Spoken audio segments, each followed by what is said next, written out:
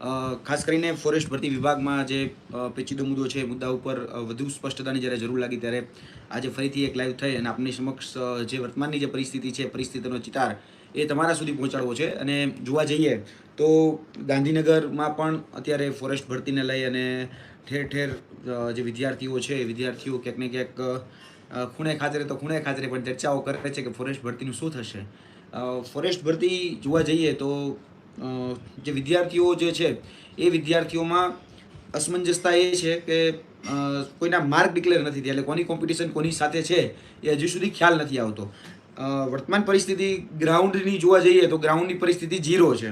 Ground ઉપર એટલે કે ફિઝિકલના ગ્રાઉન્ડ ઉપર કોઈ છે જ નહીં. બની શકે કદાચ વરસાદનું કારણ છે અથવા તો બીજા કોઈ પોતાના અંગત કારણો પણ હોઈ શકે છે, પણ ગ્રાઉન્ડ ઉપર સંખ્યા નથી. આ વાસ્તવિકતા છે. કારણ કે ગાંધીનગરમાં તો નથી, એટલીસ્ટ બીજે મને ખબર નથી, પણ ગાંધીનગરના ગ્રાઉન્ડ ઉપર સંખ્યા નથી. અને જે રીતે વિદ્યાર્થીઓ પણ અત્યારે એ દુવિધામાં છે અથવા તો એ વ્યથામાં છે, કંઈક સમજાતું નથી કે આગળ શું થશે કે શું કરવું. જે સીસીના ઉમેદવારો છે એને પણ હવે ભય લાગી રહ્યો છે, કારણ કે સીસીના ઉમેદવારો આજે જે રીતે મને મળ્યા, હું ભાવનગર હતો તો ભાવનગર મને મળ્યા, તો એ સીસીના ઉમેદવારો પણ કહી રહ્યા હતા કે યુવરાજભાઈ, ભાવનગરથી તો ઘણા બધા લોકો મળવા આવ્યા હતા, એટલે એ લોકોને મેરિટ પણ બહુ સારું છે. 75, 77, 78 સુધીના મેરિટો સાંભળવામાં આવ્યા.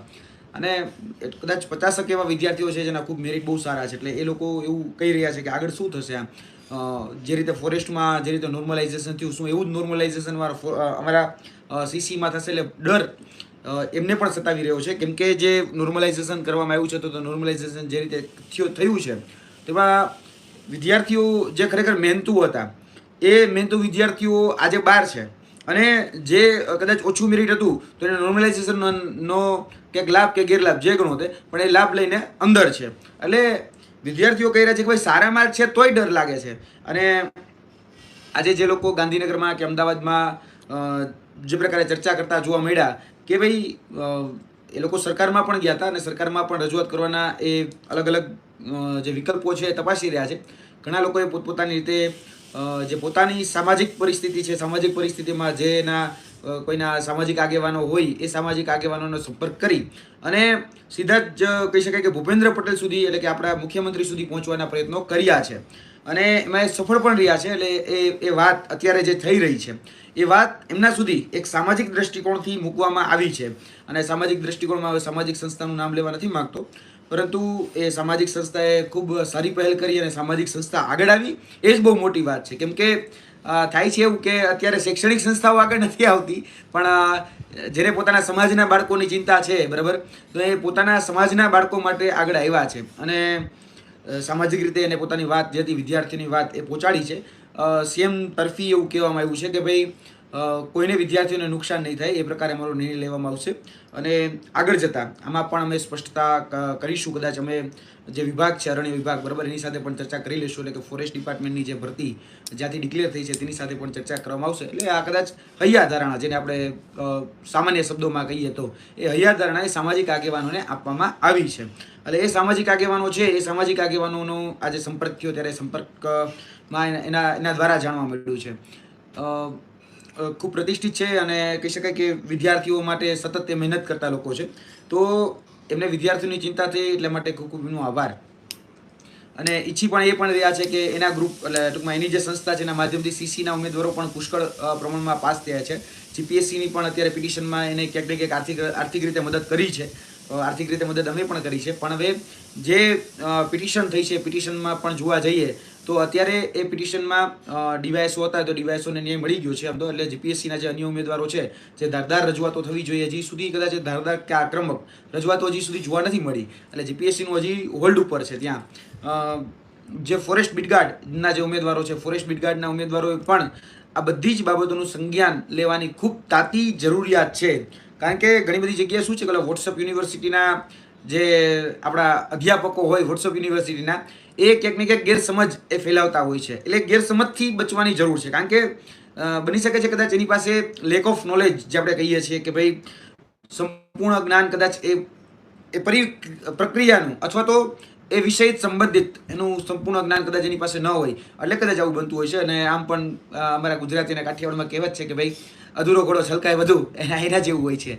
એટલે કદાચ વોટ્સઅપ યુનિવર્સિટીના જે અધ્યાપકો છે, અધ્યાપકો થોડા ઘણા ક્યાંક ને ક્યાંક વિદ્યાર્થીઓને ગેરમાર્ગે દોરી રહ્યા છે એવું આજે જાણવા મળ્યું છે. હું સાચું ખોટું તો હોય નથી જાણતો, કારણ કે બધા ગ્રુપમાં તો હું ખુદ પોતે એક્ટિવ નથી રહી શકતો.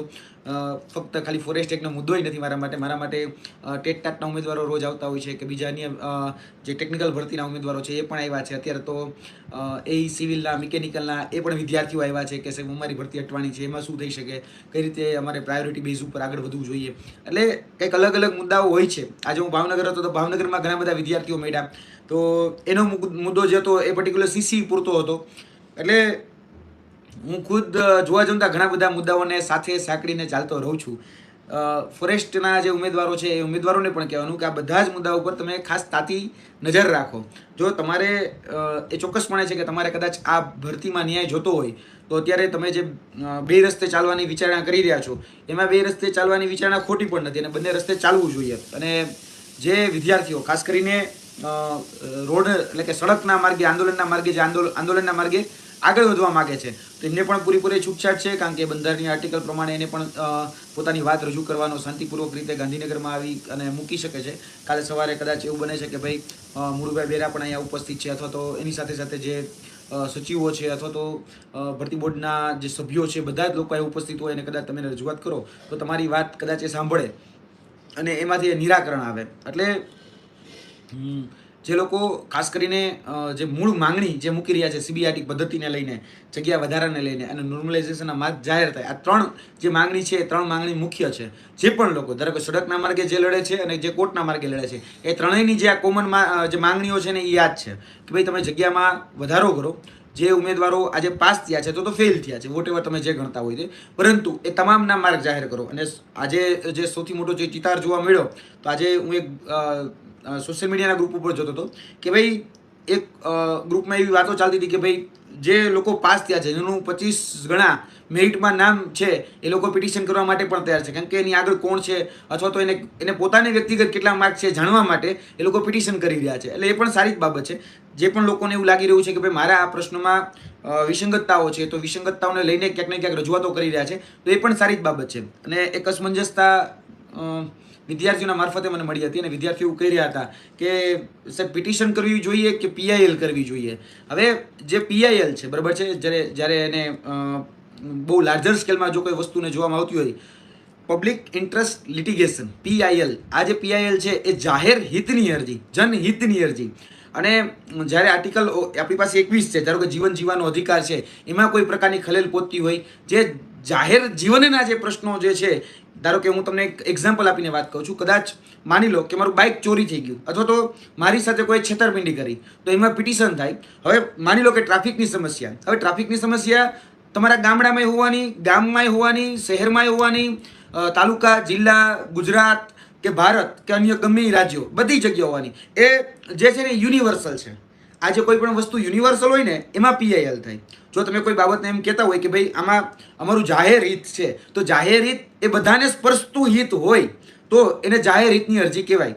હવે ખરેખર જોવા જઈએ તો આમાં જે અત્યારે કદાચ તમારો જે પ્રશ્ન છે ફોરેસ્ટ વિભાગનો, એ એવું છે કે કોઈ ક્વેશ્ચન છે રદ થઈ ગયો છે અને કોઈ ક્વેશ્ચનના કારણે ક્યાંક તમને માર્ક મળવા જોઈએ નથી મળ્યા, કોઈના માર્ક તમારે જાણવા છે અથવા તો તમારે પોતાના માર્ક જાણવા છે, આ જે છે ને એ એક વ્યક્તિગત માંગણીઓ થઈ. એટલે આમાં છે ને જોવા જઈએ તો સ્પેશિયલ સિવિલ એપ્લિકેશન SCA એ દાખલ થાય. અને જે SCA જે છે ને એ SCA ના માધ્યમથી તમે લોકો જ્યારે રીટ પિટિશન કરો બરાબર છે, આર્ટિકલ તમે 32 પણ વાંચ્યો જ હશે, આર્ટિકલ તમે બધા 226 ની બધા વાંચતા જ હશો, કારણ કે તમે બધા જ બંધારણના જ્ઞાતા હશો એવું માનું છું. તો બંધારણીય દ્રષ્ટિકોણ પ્રમાણે તમે જુઓ ને તો આમાં પીઆઈએલ ને અવકાશ નથી. એટલે કોઈ એવું મને પૂછે ને કે ભાઈ સાહેબ આમાં પીઆઈએલ થાય કે પિટિશન થાય, તો વ્યક્તિગતપણે હું કહું છું, કારણ કે મેં 2014માં ત્યારે લાર્જર સ્કેલ ઉપર હું તો એમ કહું કે જીપીએસસીનો પ્રશ્ન હતો તો ગુજરાત પબ્લિક સર્વિસ કમિશનમાં આપણે તો અધિકારીઓ લેવાના હતા, તો ત્યારે પણ SCA જ દાખલ થઈ હતી, એટલે કે રીટ પિટિશન જ દાખલ થઈ હતી. અને એમાં જે 40 પ્રશ્નોને ચેલેન્જ કરવામાં આવ્યા હતા, જેમાંથી 25 પ્રશ્નો સુધર્યા હતા. અને પછી જે લિસ્ટ હતું જે 6 ગણાનું, એ પછી લાર્જ સ્કેલ ઉપર 25 ગણા ઉમેદવારોને લેવામાં આવ્યા હતા. એટલે બધી જ જગ્યાએ XYZ તમે કોઈ પણ સર્વિસ મેટર XYZ લઈ લો, તમામ પ્રકારની જે સર્વિસ મેટરો જે છે એ સર્વિસ મેટરોમાં SCA જે આપણે કહીએ છીએ કે સ્પેશિયલ સિવિલ એપ્લિકેશન બરાબર છે, એ સ્પેશિયલ સિવિલ એપ્લિકેશન દાખલ થતી હોય છે. જ્યારે કોઈ લાર્જર સ્કેલ ઉપર બની શકે છે કે આખો એનાથી કંઈક મોટી જનહિતની વાત આવે, જીવન જીવવાના અધિકારની વાત આવે, ફંડામેન્ટલ રાઇટ્સની વાત આવે, તો એવા દ્રષ્ટિકોણમાં એવા મુદ્દાઓમાં પીઆઈએલ દાખલ થતી હોય છે, જેમાં બહુ મોટું લાર્જલ એટલે કે બહુ મોટું જનહિત જોડાયેલું છે, એમાં પીઆઈએલ થઈ શકે. એટલે પીઆઈએલ કદાચ જે વિદ્યાર્થીઓ પૂછી રહ્યા છે કે ફોરેસ્ટ ભરતીમાં જે છે શું થઈ શકે, તો ફોરેસ્ટ ભરતીમાં પિટિશન થઈ શકે. સ્પેશિયલ સિવિલ એપ્લિકેશન તમારે રીટ પિટિશન દાખલ કરવાની છે. તમારે વ્યક્તિગત તમારી જે પણ માંગણીઓ છે એને સાંકળી અને ફોરેસ્ટ વિભાગ, કારણ કે આ એક જોવા જઈએ તો એક બહુ નાની ગમતી એક સીમિત દાયરાની બાબત થઈ જાય છે, એમાં કોઈ લાર્જર સ્કેલ નથી. લાર્જર સ્કેલ હોય તો હું તમને ચોક્કસપણે કહેત કે ભાઈ તમે એમાં દાખલ કરો કે ભાઈ પીઆઈએલ. ધારો કે હું તમને કહું કે ભ્રષ્ટાચારનો મુદ્દો હોય, માની લો કે કોઈ પર્યાવરણનો મુદ્દો છે, તો આ પર્યાવરણના મુદ્દા છે કે ભ્રષ્ટાચારના મુદ્દા છે કે ટ્રાફિકના મુદ્દા છે કે કોઈ સામાજિક મુદ્દા છે, માની લો તો સામાજિક મુદ્દા જે હોય ને તો એમાં લાર્જર સ્કેલ જે હોય ને, ધારો કે એસસી એસટીનો કોઈ મુદ્દો છે અને એક સમુદાયને, ચોક્કસ સમુદાયને બહુ મોટો અન્યાય થઈ ગયો છે, તો એમાં બની શકે કે એક લાર્જર સ્કેલ છે ને એટલે પીઆઈએલ દાખલ થઈ શકે. પણ જ્યાં આપણે વ્યક્તિગત માંગણીઓ લઈને જઈએ છીએ, કોઈ એવી કોમ્પિટિટિવ એક્ઝામ છે, સિવિલ સર્વિસીસની એક્ઝામો છે, તો જે સર્વિસ મેટર હોય ને એ સર્વિસ મેટરમાં હંમેશા પિટિશન દાખલ થાય. તમે કોઈ પણ સિનિયર એડવોકેટને પૂછશો તો તમને એ સલાહ આપશે. અને સિનિયર એડવોકેટ જે છે અને જે મિત્રો પિટિશનના માધ્યમથી આગળ વધી રહ્યા છે એને હું બહુ વિનમ્ર ભાવે સ્પષ્ટતા કરી દઉં છું કે ભાઈ તમે જે પણ માર્ગે આગળ વધો એમાં અમારું વ્યક્તિગતપણે કોઈ યોગદાન નથી.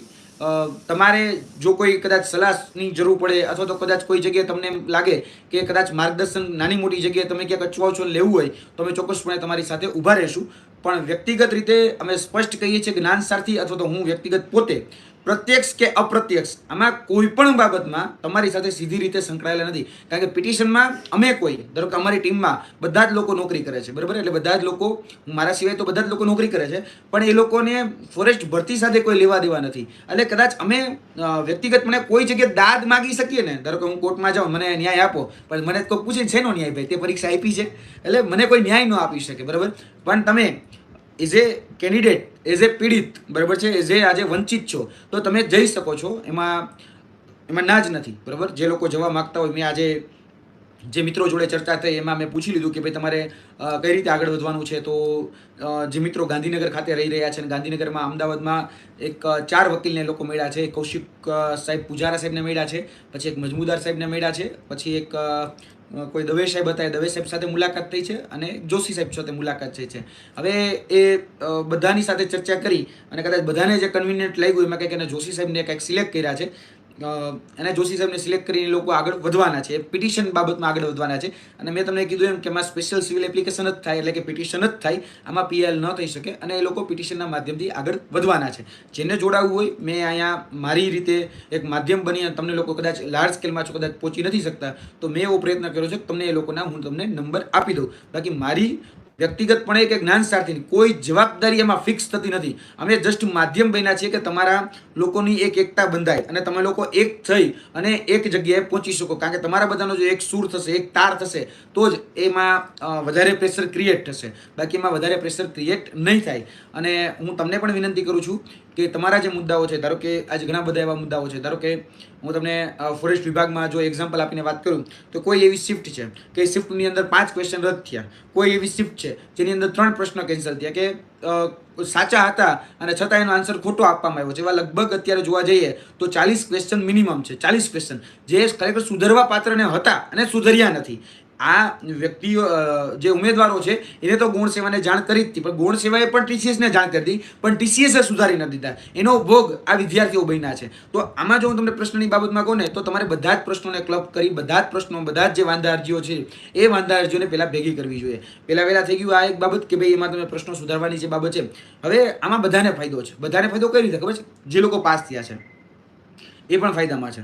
કારણ કે બની શકે કદાચ એ તમારી શિફ્ટમાં હોય અને એમાં એના 3 ક્વેશ્ચન રદ થઈ ગયા હોય. હવે એ 3 ક્વેશ્ચન જો સુધરી જાય તો એનું મેરિટમાં જે અત્યારે કદાચ રેન્ક છે એ રેન્ક કરતાં એ આગળ જતા રહે અને એના માર્ક પણ વધી જાય, તો એને ફિઝિકલમાં પાસ થવાના ચાન્સીસ પણ વધી જવાના. કારણ કે આજે જે વ્યક્તિ છે એ વ્યક્તિને કદાચ પોતાના માર્ક નથી ખબર, પણ જો કે અત્યારે પિટિશન થાય છે એટલે 110% કહું છું માર્ક તો જાહેર થશે જ. કારણ કે જે લોકો પિટિશનના માધ્યમથી આગળ, અને ભૂતકાળમાં તો અગણિત જીપીએસસી માર્ક જાહેર કર્યા છે અને નીટ જેવી નીટ એક્ઝામે માર્ક જાહેર કર્યા છે, તો અન્ય ભરતી બોર્ડે પણ માર્ક જાહેર કર્યા છે. જો કે શું કહેવાય ન્યાયતંત્રનો વિષય છે, પણ છતાં પણ હું એક તમને વિનંતી કરું છું કે ભાઈ તમે જે લોકો મુદ્દાઓમાં આગળ વધી રહ્યા છો એમાં સ્ટેપ બાય સ્ટેપ વધો. તમારી જે તાકાત છે ને એ એકતામાં છે. કોઈ ભાગલા પડોને રાજકોરણ નીતિ અપનાવે ને તો એનાથી દૂર રહ્યો. કારણ કે મેં તમને કીધું ને કે ઘણા બધા વોટ્સઅપ યુનિવર્સિટીના પ્રાધ્યાપકો જે છે, અધ્યાપકો, પ્રાધ્યાપકો, એ બધા જ લોકો પોતાની અંદર રહેલું અધૂરું જ્ઞાન એ છલકાવી રહ્યા છે. કદાચ એને કોઈ દિવસ જીવનમાં પિટિશન કરીએ છે કે નહીં કર્યું હોય એવું નથી જાણતો, પણ અમે અત્યાર સુધીમાં કદાચ આ સર્વિસ મેટરની અંદર 10 પિટિશન કરી છે, એમાંથી અમે લગભગ 8 પિટિશન જીતા છીએ, બરાબર છે. અને એમાં જે મેં એક જો ઉદાહરણ પણ આપું, મેં કદાચ ઉદાહરણ તમને આપ્યું હતું કે નથી આપ્યું મને ખ્યાલ નથી. એક જ વ્યક્તિ સાથે એવું લાગ્યું કે ભાઈ અન્યાય થયો, અને એ અન્યાય હતો પીઆઈની ભરતીમાં, જેમાં ખરેખર એ બેનનું નામ ઓલરેડી આવે એમ જ હતું, જે ઓબીસી સમાજમાંથી હતા, બરાબર, અને ગીતાબેન ચૌધરી નામ. અને તો એમાં ખરેખર એની સાથે અન્યાય થયો, તો એ ન્યાય મેળવવા માટે એને દાદ માગી, અને દાદ માગી તો પછી એમાં કહી શકાય કે જે આર્ગ્યુમેન્ટ થવી જોઈએ આર્ગ્યુમેન્ટ થઈ. એ જ સમયમાં વાઇસે વર્ષા ગાંધીનગરની અંદર એક આંદોલન ચાલતું હતું, અને એ આંદોલનમાં જે જીઆર ઇમ્પ્લિમેન્ટ કરવામાં આવ્યો હતો, એ જીઆરને કારણે જ એમાં વિદ્યાર્થીઓને અન્યાય થતો, અને એમાં પણ લોકરક્ષક દળની જે ઉમેદવારો હતા એની સાથે અન્યાય થતો. તો એમાં સૌથી વધારે અગ્રેશન જો કોઈમાં હતું તો એ મહિલાઓમાં હતું. તો એ મહિલાઓએ આપણે એસસી એસટી ઓબીસી અને બધી જ મહિલાઓએ ગાંધીનગરની અંદર ધરણા નાખ્યા, અને એ 72 કે 78 દિવસે આંદોલન ચાલ્યું. તો તમે નહીં માનો, કદાચ તમને કદાચ ભરતી યાદ પણ હશે કે નહીં હોય મને ખબર નથી. 2021ની ભરતી હતી, અને બહેનોની 2200 જગ્યા આફ્ટર નિમણૂક પત્ર, બરાબર, નિમણૂક પત્ર એને એલોટમેન્ટ લેટર અપાઈ ગયા પછી જે જગ્યા હતી 9700 કે 800ની, એમાં નિમણૂક પત્ર અપાઈ ગયા પછી એમાં 2200 મહિલાઓને એક્સ્ટ્રા નિમણૂક પત્ર આપવા પડ્યા હતા. કોર્ટનો ફેસલો આવ્યો કે ભાઈ તમે આ જે જીઆર છે એ જીઆર ખોટો બનાવ્યો છે. 1/8/18નો જે જીઆર હતો એ ખોટો બનાવ્યો હતો, અને એને કારણે જે મહિલાઓને અન્યાય થતો, તો મહિલાઓ રોડ ઉપર આવીને મહિલાઓએ કીધું ભાઈ અમારી સાથે અન્યાય થયો છે. હવે આ તાકાત છે, આ શક્તિ છે આપણા ગુજરાતના યુથ પાવરની, આપણા ગુજરાતના સ્ટુડન્ટ પાવરની. એટલે આ સ્ટુડન્ટ પાવર છે, અને આ સ્ટુડન્ટ પાવર છે ને એ કે વેચાઈ ન જવો જોઈએ. કોઈ જ્ઞાતિ, કોઈ જાતિ, કોઈ ધર્મ, કોઈ પાર્ટી, કોઈ જગ્યાએ નહીં. આજે હું પણ તમારી જોડે વ્યક્તિગત વાત કરું છું, જે વિદ્યાર્થીના હિત રક્ષક તરીકે હું તમારી જોડે વાત કરું છું કે મને ચિંતા છે. એઝ એ વિદ્યાર્થી તરીકે મારી લાઈફ મેં જોયેલી છે. હું બધી જ જગ્યાએ એઝ એ વ્યક્તિગત રીતે તમારી સાથે ઉભો રહું છું. મારે કોઈ પાર્ટી સાથે કોઈ લેવા દેવા પણ નથી. જ્યારે કોઈ આક્ષેપો કે આરોપો કરે છે ત્યારે પણ અમે સ્પષ્ટ કહી દઈએ છીએ કે ભાઈ અમારે કોઈ સાથે લેવા દેવા નથી. જ્યારે વિદ્યાર્થીનો પ્રશ્ન છે ત્યારે વિદ્યાર્થીઓની સાથે અમે ખભોથી ખભો મિલાવીને ઊભા છીએ. અમે અમારી વાતમાં બહુ ક્લિયર કટ છે. તમે પણ તમારી વાતમાં બહુ ક્લિયર કટ થઈ જાઓ. જેટલા વહેલા થશો ને એટલો ફાયદો તમને થશે, કારણ કે એટલીસ્ટ ન્યાય તમારે મેળવવાનો છે. હવે થાય કેવું, મેં તમને આજે જ એક મેસેજ લખ્યો, એટલે મને કોઈ એવું હતું કે જેને જે મૂળ છે જામનગરના, અને મને મેસેજ કર્યો કે ભાઈ અમે આટલા સારા માર્ક લાવીને પાસ થયા તો તમારાથી નથી જોઈ શકાતું. એટલે મેં કીધું તમારો ઓરિજિનલ માર્ક કેટલા હતા, તમારે અત્યારે કેટલા થયા એ મને જણાવો એમ. 140 હતા, અને મેં કીધું 167 થયા, એટલે જે વાત કરી રહ્યા હતા. એટલે મેં કીધું તમે તમારા માર્ક, હવે મેં વિચાર્યું, મેં કીધું કદાચ તમારા જે માર્ક છે કોઈક 150 વાળો હોય ને રહી ગયો હોય તો એને કેવું દુઃખ થતું હશે. એટલે ન્યાય મેળવવાનો તમામ લોકોને, આજે કોઈ એવું લાગે છે કોઈને કે ભાઈ મારી સાથે આ સિસ્ટમે અન્યાય કર્યો છે, હવે મેં તો વ્યક્તિગત કોઈ અન્યાય નથી કર્યો કે નથી કોઈને રાગ દ્વેષ કે પૂર્વાગ્રહ રાખીને મેં કોઈનો વિરોધ કરી નાખ્યો હોય, એવું તો છે નહીં. પણ અહીંયા પછી તો મેં એની પ્રોફાઇલ ચેક કરી તો એના તો ભારતીય જનતા પાર્ટી સાથેના ફેસબુકમાં ફોટા બોટાને ઘણું બધું દેખાડું. એટલે મને એવું લાગ્યું કે ભાઈ કંઈક જુગાડ લાગે છે આ ભાઈનો, એટલે કદાચ દુખે છે પેટમાં, કૂટે છે માથું, એના જેવી આ પરિસ્થિતિ છે. કારણ કે જામનગર, જામખંભાળિયામાં જે બધું જોઈ રહ્યો છું, બરાબર, જે આખું જે ચિત્ર હવે મારી સામે જે નાનું મોટું સ્પષ્ટ થતું આવે છે, કારણ કે અમુક જગ્યાએ છે ને એટલે ફિલિંગ ધ બ્લેન્ક્સ જેવું છે, ડોટ્સ કનેક્ટ નથી થતા, પણ ધીરે ધીરે ડોટ્સ કનેક્ટ થાય છે. એટલે ડોટ્સ જે કનેક્ટ થાય છે ને એમાં ઘણા બધા જે પડદાઓ છે એ પડદાઓ ખુલે છે, અને હજી બધા જ પડદા ખુલ્યા નથી. જ્યારે બધા પડદા ખુલશે ત્યારે કદાચ કંઈક કશુંક નવું જ સામે આવશે, એ વાત ઉપરથી મને લાગી રહ્યું છે.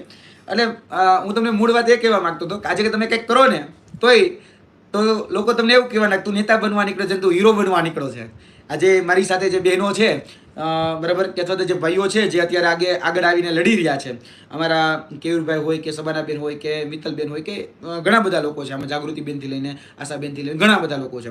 હવે લોકો આગળ આવીને લડે છે, તો આજે એના સમાજમાંથી અથવા તો કદાચ એના વિદ્યાર્થી વર્ગમાંથી એવું કહેવાય કે તમારે નેતા બની જવું છે. એટલે ભાઈ કોઈ પ્રશ્ન ઉપાડે તો નેતા બની જવું છે, અને કોઈ ન ઉપાડે તો તમારે એમ કેવું છે કોઈ કાંઈ કરતું જ નથી.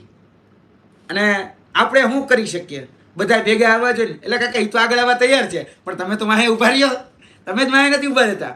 એટલે જે લોકો લડે છે કમસે કમ એ વાણિયાભાઈ છે કે કેયુરભાઈ છે કે ઘણા બધા લોકો છે કે જે આગળ આવીને લડે છે, જ્યાં જે જરૂર પડી એમાં એને હામી ભરી જશે, બરાબર, સબાનાબેનથી લઈને બધા જ તમે જોઈ લો. તો એ આગળ આવે લડે છે.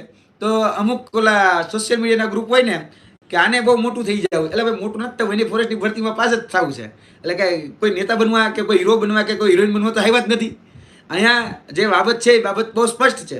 અને પોતાની આવીને માર્કશીટ દેખાડે, ભાઈ હું આજે કદાચ 8 ગણા હોય તો 25 ગણા નામ આવે તો કહે છે કે 25 ગણા નામ આવ્યું છે, પણ હું રાજી એટલા માટે નથી કે મારાથી આગળ કેટલા છે એની મને ખબર નથી. આજે પિટિશનર એ લોકો પણ છે. અને પિટિશનર સૌથી વધારે જોવા જઈએ ને તો મેં આજે જે પૂછ્યું મિત્રોને કે સૌથી વધારે કોણ છે, તો સૌથી વધારે એ છે કે જે 25 ગણામાં પાસ છે. એ લોકો જ જાણવા માંગે છે કે ખરેખર માર્ક કેટલા છે મારા. એટલે આ ખરેખર આ ખૂબી છે, એમ કહું છું તો કંઈ ખોટું નથી. આ ખૂબી છે કે એ લોકોને માર્ક એનું લિસ્ટમાં નામ જ છે, છતાં પણ એને માર્ક જાણવા છે કે ભાઈ મારી આગળ કોઈ મારે કોમ્પિટિશનમાં કેટલાક સુધી ટકી રહેવાનું છે. કદાચ એને એવું લાગે છે મારા 2 પ્રશ્ન હજી સુધરી શકે એમ છે, તો એટલા માટે હું પિટિશન કરું છું. એટલે બધાને પોતપોતાનો ફાયદો દેખાય છે. પોતપોતાનો વ્યક્તિગત રીતે જોવા જઈએ તો એને એવું લાગે છે કે આમાં મારો લાભ એટલા માટે છે, કદાચ આ 2 પ્રશ્નો જો સુધરી જાય તો મને એક ફાયદો થાય. લાર્જર સ્કેલ ઉપર બધા વિદ્યાર્થીઓ 3 માંગણી જ કરે છે. ગ્રાઉન્ડ ઉપર લડતા હોય તે અને કોર્ટના માર્ગે જે લડતા હોય તે. સીબીઆઈટી પદ્ધતિ નાબૂદ કરો જે અત્યારે થઈ છે, તો એનું એક્ઝામ્પલ આવે છે કે ફોરેસ્ટ વિભાગમાં આ પ્રકારનો અન્યાય થયો તો એને સીસીમાં જે અન્યાય થયો છે પછી એ વિદ્યાર્થીઓ અત્યારે જોઈન્ટ કરે છે. જે બીજા લોકો છે જેને એવું લાગે છે કે ભાઈ આ ભવિષ્યમાં જો આ પદ્ધતિ રહી તો ફોરેસ્ટ શું એકેમાં કદાચ પરીક્ષામાં નહીં લાગુ, તો એ બાબત છે. બીજી બાબત છે કે નોર્મલાઇઝેશનના માર્ક જાહેર કરો કે ભાઈ તમે બધાને જ માર્ક જાહેર કરો. જે પ્રશ્નોની અંદર થોડી ઘણી વિસંગતતાઓ છે, વિસંગતતાઓને લઈને વિદ્યાર્થીઓ કહે છે કે ભાઈ અમને આ પ્રશ્ન સુધારવા પાત્ર હતો, કારણ કે મોટાભાગમાં 45 બેન્ચ છે, એટલે 45 શિફ્ટ છે, તો 45 શિફ્ટમાં એવરેજ કહું છું કે 5 પ્રશ્નો તો એવા છે જ કે જે ખરેખર સુધારવા પાત્ર હોય ને એ સુધરે ન હોય. એટલે વિદ્યાર્થીઓ તો આ જ કહી રહ્યા છે કે ભાઈ કમસે કમ અમારો 1 કે 2 સુધરે ને તોય અમને ફાયદો થાય એમ છે. એટલે વિદ્યાર્થી પોતાનો ફાયદો જોવાનો છે. અને જે લોકો લાર્જર સ્કેલ ઉપર વિચારે છે એમાં ત્રીજો જે બાબત છે એ બાબત છે કે ભાઈ જગ્યામાં વધારો કરો. અને જગ્યા વધારો પણ શક્ય છે, કારણ કે ફોરેસ્ટ ડિપાર્ટમેન્ટ કહી રહ્યું છે. તો ફોરેસ્ટ ડિપાર્ટમેન્ટ બાબતમાં પણ અત્યારે જે મહેકમ અને જે રોસ્ટરોની આંકડાઓ જે અમારી પાસે આવ્યા છે એ મહેકમ અને રોસ્ટર પ્રમાણે તો લગભગ 450 થી 500 જગ્યા જો આ ભરતીમાં વધારે તો કદાચ નવી ભરતી જે કરવાની થાય ને એ નવી ભરતી પણ 800 ઉપર ભરતીની થઈ શકે એમ છે. એટલે જગ્યાઓ પુષ્કળ ખાલી છે. માની લો કે આની અંદર જગ્યા વધી, આ 1.5 જગ્યાઓ થઈ ગઈ, તો હવે કદાચ નવી ભરતી બહાર પડે ને એની અંદર પણ 800 ઉમેદવાર લઈ શકાય ને એટલી જગ્યાઓ ખાલી છે. તો સીધી ભરતીની જગ્યા કહું છું, આ ભરતીની જગ્યા કહેતો જ નથી, કારણ કે વર્ગ 3માં સીધી ભરતી જ થાય છે. વર્ગ 3ની સૌથી લોએસ્ટ કેડરની આ પોસ્ટ છે. અહીંથી નીચે કશું કાંઈ છે જ નહીં, એટલે અહીંયાથી જ ભરતી કરવાની છે. એટલે વર્ગ 3ની સીધી ભરતીની આ જગ્યા છે. હવે ઘણા બધા વનપાલ બની ગયા છે, ઘણા બધા નિવૃત્ત થઈ ગયા છે, કે ઘણા બધા બદલી કરાવી લીધી છે, અથવા તો ઘણા બધા બીજી નોકરી સ્વીકારી લીધી છે. તો જગ્યાઓ જે મહેકમ જે અત્યારે નવું મહેકમ છે તે બરાબર, આ મહેકમ જે છે 2024નું છે, એ 2024ના મહેકમ પ્રમાણે ઘણી બધી જગ્યાઓ ખાલી છે. તો એ વિદ્યાર્થીઓ કહી રહ્યા છે કે ભાઈ જગ્યાઓ ખાલી છે તો આ જગ્યાઓમાં વધારો કરો. એમાં એની માંગણી પણ ખોટી નથી. નોર્મલાઇઝેશનના માર્ક જાહેર કરો, ક્યાંક પ્રશ્ન સુધરી શકતા તો પ્રશ્ન સુધારો, સીબીઆઈટી પદ્ધતિ રદ કરો અને તેની સાથે જગ્યામાં વધારો કરો. આ જ 4 માંગણીઓ સાથે જે વિદ્યાર્થીઓ છે એ પોતાની બાબતને લઈને લડી રહ્યા છે, એ પછી રોડ ઉપર હોય કે પછી ન્યાયતંત્ર સમક્ષ હોય.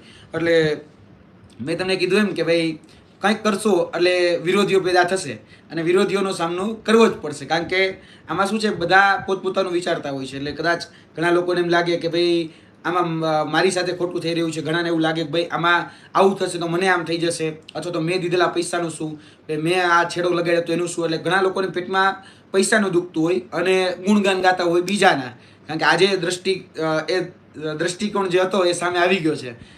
મને એમ હતું કે કદાચ ખરેખર આનું કંઈક હિત ગવાતું હશે, પણ જ્યારે મેં આખી ફેસબુક પ્રોફાઇલ અને ઇન્સ્ટાબુકની જે પ્રોફાઇલ હતી ઇન્સ્ટાગ્રામની એ જ્યારે આખી સર્ચ કરી ત્યારે તો બધાને એ ઠીક છે, મારે વધારે નથી પડવું, પણ હવે એવા લોકો પણ છે કે જે વનરક્ષક બનવા માગે છે.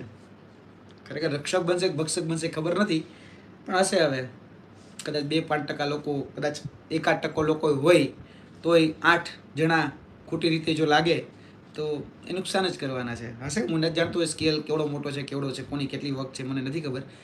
જ્યારે હશે ત્યારે ડંકીની ચોટ ઉપર પ્રેસ કોન્ફરન્સ કરીને સામે લાવવામાં આવશે.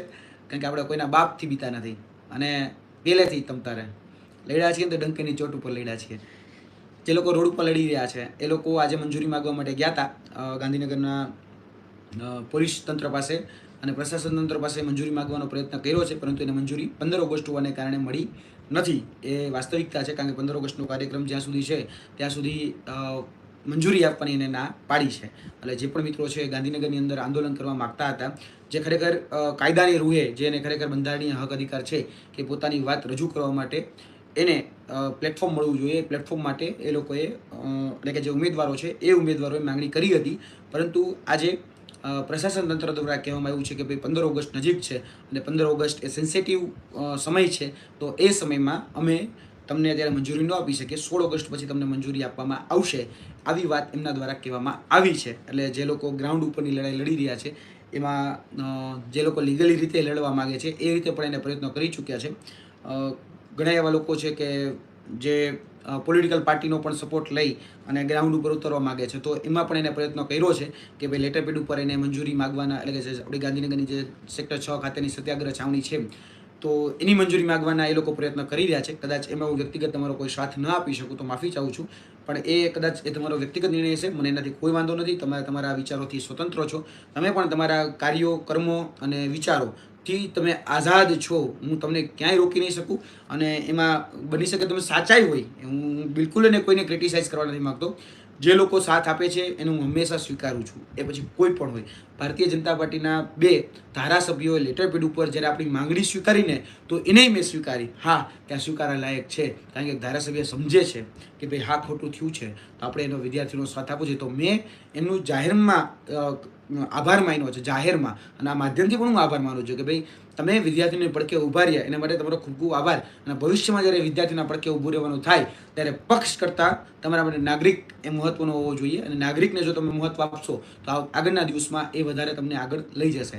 એટલે જે લોકો ગાંધીનગરમાં કે આંદોલન માટે કે બીજા ધરણા પ્રદર્શન માટે જે પ્રયત્ન કરી રહ્યા છે એને પણ હું કહું છું કે તમે રાઈટ ડાયરેક્શનમાં અત્યારે એના માટે પ્રયત્ન કરી રહ્યા છો કે તમે પ્રશાસન તંત્રની મંજૂરી માંગી રહ્યા છો અને કદાચ એ તમને મંજૂરી આપે છે તો હું લગભગ એવું માનું છું કે તમને જે રીતે ભૂતકાળના જે આંદોલનો થયા છે એ પ્રકારે તમે એમાં તમને કોઈ ડરાવશે નહીં, કોઈ તમને કોઈ ધમકાવશે નહીં, તમારી પર કોઈ લાઠીચાર્જ નહીં કરે, તમારી પર કોઈ તમને પ્રેશરાઇઝ નહીં કરે, બરાબર, એવું કશું જ નહીં થાય. એટલે કદાચ મંજૂરી હશે તો હું માનું છું કે તમને શાંતિ રીતે અને તમે તમારો આક્રમક રીતે, બંને રીતે, કારણ કે બેસી શકો શાંતિ રીતે અને પણ તમારો જે અવાજ જે છે એ આક્રમકતાથી જ અહીંયા રજૂ થઈ શકે તો વધારે બેટર છે, જેથી કરીને પ્રશ્નો જે મૂળ પ્રશ્ન છે એ બધી જ જગ્યાએ હાઇલાઇટ થાય અને બધા જ ન્યૂઝ ચેનલો સુધી એ પહોંચે તો એ પણ જરૂરી છે. એટલે જે લોકો જે રસ્તે આગળ વધી રહ્યા છે એમાં અમે સાથે જ છીએ.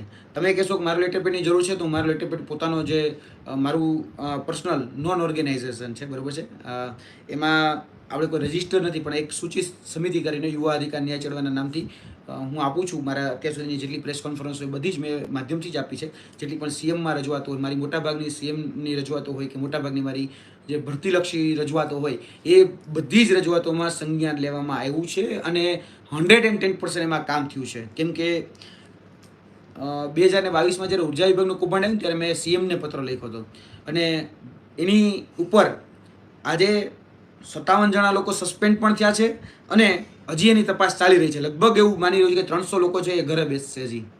એટલે સંજ્ઞાન તો લેવાય છે, ભલે કદાચ ડર હોય કે વોટેવર જે હોય તે, આપણે એને ક્રિટિસાઇઝ નથી જ કરવી આજે, પણ એ લેવાય તો છે જ, એ હકીકત છે. એટલે એમનો, એટલે કે સીએમ સાહેબનો પણ ખૂબ ખૂબ આભાર કે તમે અમારા પત્રને પણ ધ્યાનમાં લ્યો છો અને વિદ્યાર્થીઓ સમક્ષ જ્યારે પણ અમે વાત મૂકીએ છીએ તો એમાં તમે સાથ આપો છો.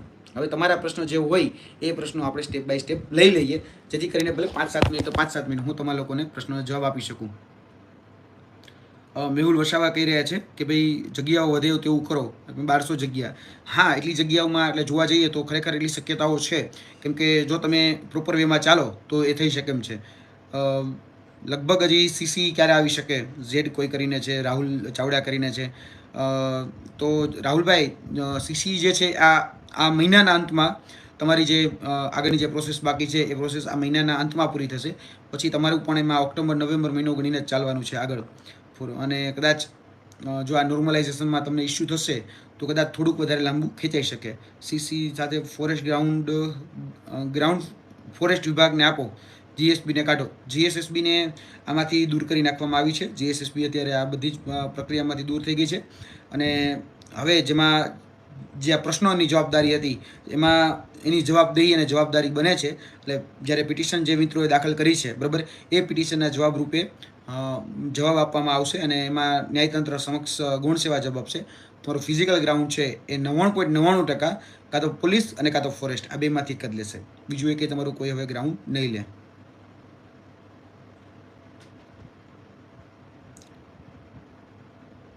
ચાલીસ ગણા બોલાવવાનું કે છે સર, એનું શું થયું?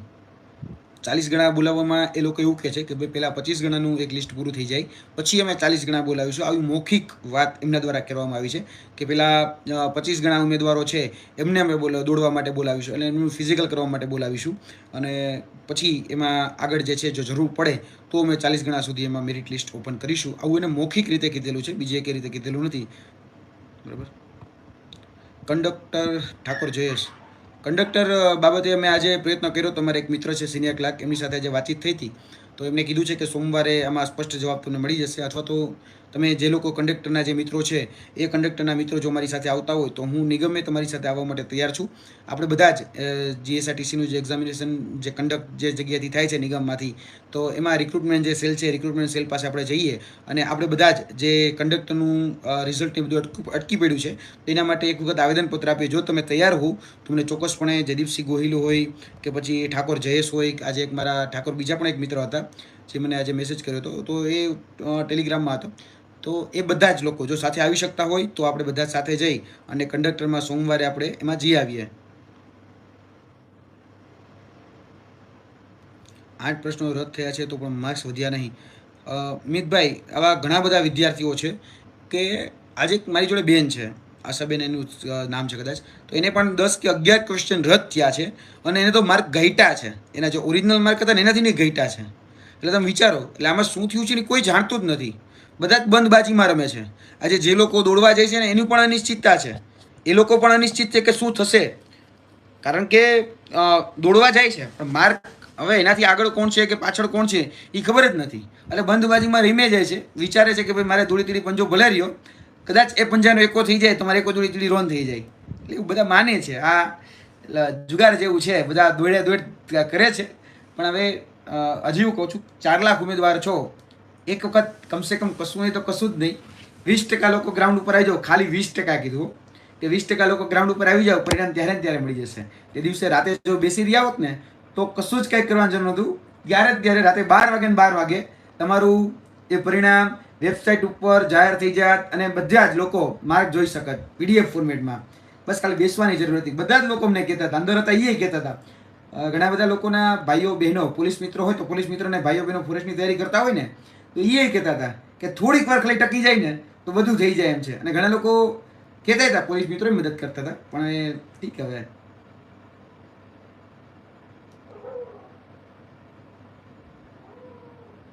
જીકે ચૌહાણ, જીકે ભાઈ ચૌહાણ, સર કૌભાંડ પકડાશે ખરા? આમ બધું જ પકડાઈ શકે. જે લોકો માર્ક જાહેર કરશે એટલે આપણને નહીં ખબર પડે કોના કેટલા માર્ક વધ્યા, કોની શિફ્ટમાં કેટલા માર્ક વધ્યા, કેટલા માર્ક ઘટ્યા, એ બધું જ સામે આવશે ને. એટલે કોઈના ડાયરેક્ટ માર્ક મુકાણા હશે તો એ પણ સામે આવશે, બધું જ સામે આવશે ને. એટલે આમાં છે ને ઘણું બધું પકડાશે. તમે તો ખાલી હજી નાની વાત કરી દીધી, ઘણું બધું પકડાય એમ છે. કારણ કે જે ચોરી છે ચોરી મોટી છે, ચોરી મોટી છે.